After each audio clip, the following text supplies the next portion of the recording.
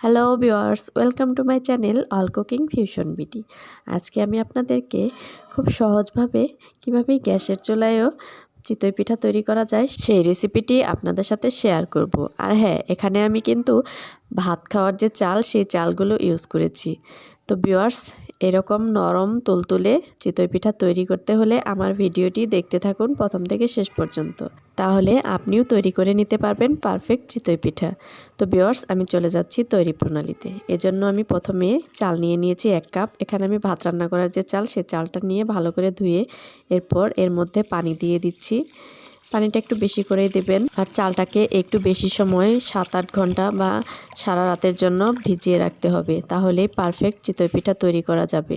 তো আমি সারা রাত চালটাকে ভিজিয়ে রাখছি।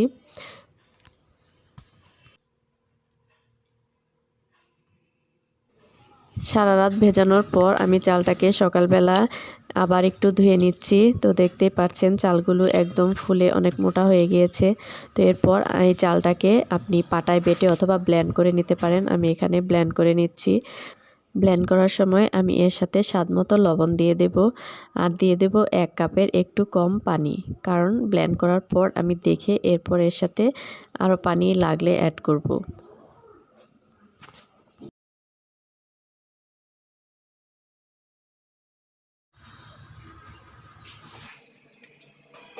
তো আমার ব্লেন্ড করা হয়ে গেছে, আমি একটি বাটিতে ঢেলে নিচ্ছি।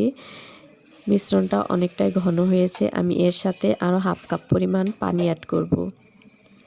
পানি দেওয়ার পর আমি চামচের সাহায্যে ব্যাটারের সাথে পানি ভালোভাবে মিশিয়ে নেব।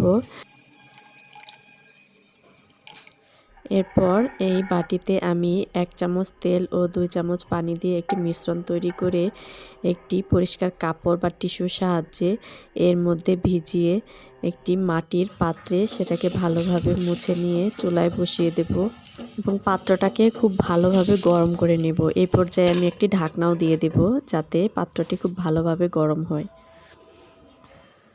তো ঢাকনাটা উঠিয়ে নিচ্ছি, দেখতেই পাচ্ছেন ধোঁয়া বের হচ্ছে, তার মানে পাত্রটি পারফেক্টভাবে রেডি। এখন আমি এর মধ্যে যে ব্যাটারটা তৈরি করে রেখেছি সেটা দিয়ে দেব।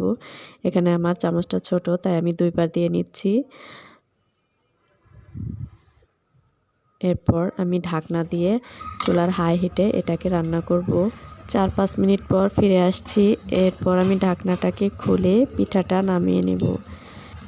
আর পিঠাগুলো যদি পারফেক্টলি হয়ে যায় তাহলে খুব সহজেই পিঠাগুলো উঠে আসবে। দেখতেই পাচ্ছেন পিঠাটা খুব সহজেই উঠে আসছে।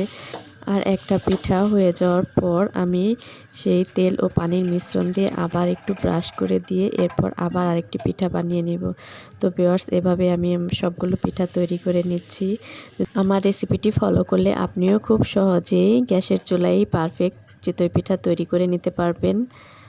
আর আমার ভিডিওটি যদি ভালো লাগে আমার চ্যানেলটিকে সাবস্ক্রাইব করবেন এবং লাইক, কমেন্ট ও শেয়ার করবেন।